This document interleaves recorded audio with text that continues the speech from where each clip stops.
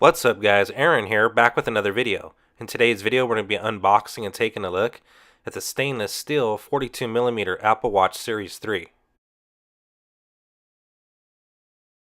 Welcome back and let's get straight into it. In terms of the unboxing, we get an excellent presentation from Apple. We have a square white box that says Apple Watch Series 3. And located on the side of the box is the specific model that we have, in this case the 42mm stainless steel with a soft white sport band.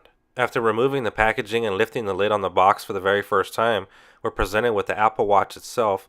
We'll go ahead and take that out of the box and place that off to the side for now. Next, we'll remove the interior portion of the box. We get a little bit of literature as well as a smaller size band. Also included in the box is a wall charger as well as a charging cable. Along the interior section of the band is a hard wrist-shaped piece of cardboard that helps keep the band in proper position during shipping as well as storage. Next, we'll remove the protective packaging from the Apple Watch itself. And I have to say that the stainless steel really looks nice, and I like the addition of the red crown to let people know that it is the LTE version.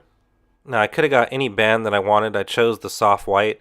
However, now I think I'm going to order the Milanese loop and see how that looks with the stainless steel Apple Watch. Here's the Apple Watch next to the Apple Watch Sport Nike Plus. Here's a look at my current Apple Watches that are in use. Now, I do have older Apple Watches. I have the first and second edition. These are all third generation series watches with LTE, and I like to switch them up with the different things that I wear. The Apple Watch is an excellent device. If you haven't tried one out personally, I encourage you to go to an Apple store or a Best Buy and check one out. Anyways guys, that's going to do it for me in this video. Be sure to hit that like button down below and also subscribe to the channel to be notified of future content. This is Aaron with the iPhone Insider, and I'll see you guys on the next one.